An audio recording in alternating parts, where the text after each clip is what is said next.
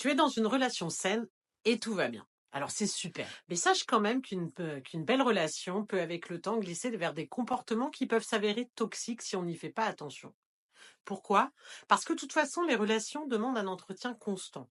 Et aujourd'hui, je vais te montrer comment éviter ces pièges et maintenir un équilibre sain dans tes relations. Même dans les meilleures relations, il y a trois grands pièges qui peuvent rendre la relation toxique. La première, c'est la surfusion. C'est quand tu veux tellement être connecté à l'autre que tu oublies de rester toi-même. Tu arrêtes de voir tes amis, de poursuivre tes passions et tu finis par devenir dépendant de la relation, dépendant de l'autre. Le résultat, tu perds ton équilibre personnel et la relation peut devenir étouffante pour les deux et surtout pour ton partenaire. La deuxième, c'est les conflits non résolus.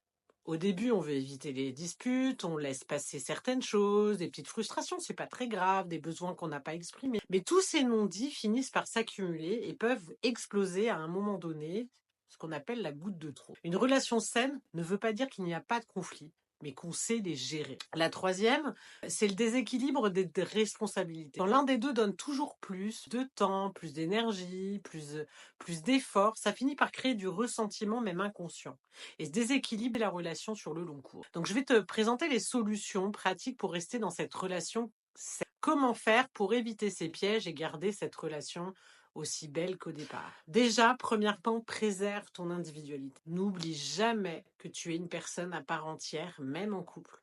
Continue à faire les choses pour toi. Vois tes amis, explore tes passions. Garde en tout cas un espace personnel selon ta personnalité surtout.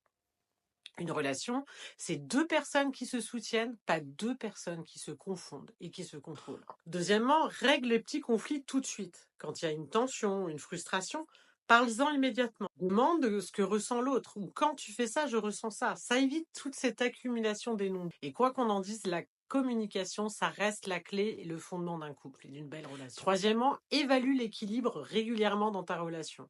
Demande-toi, mais aussi à ton partenaire, est-ce que on est toujours sur un pied d'égalité? Est-ce que nos efforts sont réciproques? Une relation saine repose sur le partage, pas sur un seul qui porte tout. Et puis, moi, je t'encourage à créer des rituels. Prends le temps régulièrement pour discuter de ta relation avec la personne, ce qui va bien, ce qui pourrait aller mieux.